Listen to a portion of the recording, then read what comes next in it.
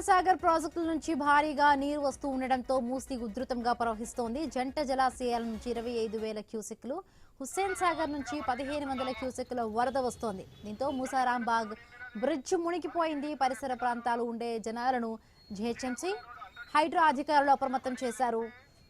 మొత్తం 50 కుటుంబాలను పునరావాస కేంద్రాలకు తరలించారు. పాత బస్తీ, బహదూర్పుర, కిషన్బాగ్, అసద్బాబా నగర్ ప్రాంత ప్రజలను అధికారులు అప్రమత్తం చేశారు. గండిపేట చెరువు నిండినది, 10 గేట్లు ఎత్తినారు. Jiyaguda road 100 feet road మూసివేయబడినది. ప్రజలు మీరు వేరొక దారిలో వెళ్ళవలసిందిగా మనవి చేస్తున్నాము. గండిపేట చెరువు నిండినది, 10 గేట్లు ఎత్తినారు. Jiyaguda road 100 feet road మూసివేయబడినది. ప్రజలు మీరు వేరొక దారిలో వెళ్ళవలసిందిగా మనవి చేస్తున్నాము. గండిపేట చెరువు నిండినది, 10 గేట్లు ఎత్తినారు. జీయగూడ రోడ్ 100 ఫీట్ రోడ్ మూసివేయబడి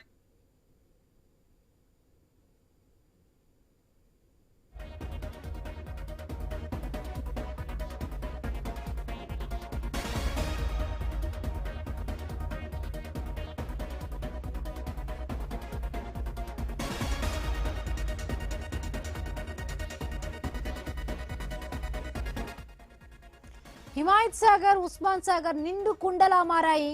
హిమాయత్ సాగర్ 4 గేట్లు, ఉస్మాన్ సాగర్ 4 గేట్లు 4 అడుగుల మేర ఎత్తి అధికారులు నీటిని విడుదల చేశారు. దీంతో మూసీలో ప్రవాహం పెరిగింది. లోతట్టు కాలనీలో ప్రజలు భయాందోళనలు నెలకొన్నారు.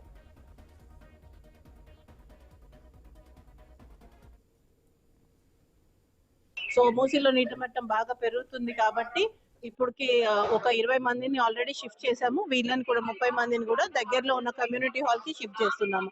అక్కడ షిఫ్ట్ చేసి వాళ్ళకి భోజనం అవన్నీ ఏర్పాట్లు జిహెచ్ఎంసీ తరఫున చూసుకుంటున్నాము. అండ్ బ్రిడ్జ్ పై నుంచి కూడా నీళ్లు పోతుండటంతో 5 నుంచి బ్రిడ్జ్ మీద నుంచి రాకపోకలు ఆపేశాము.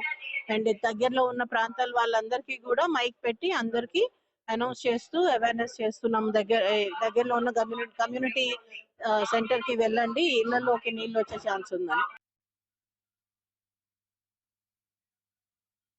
ये बरसात जब से शुरू हुई, हर टाइम महीने को 1-2 महीने में 2-3 बार ये ब्रिज बंद हो रहा है और आने जाने हम लोगों को 3 किलोमीटर फिर के नए ब्रिज से मुसरमबाग जाना पड़ रहा और हमारे को ये बहुत तो तकलीफ दे चीज़ हो गई यहाँ पे। और एक ये पानी की वजह से हमारे को ये जो ब्रिज बन रहा है यहाँ पे ट्रैफिक के लिए आने जाने के लिए बहुत मुश्किलें हो रहे और ये जल्दी से जल्द यहाँ का ब्रिज बन गया तो पब्लिक को जाने के लिए सहूलत होती।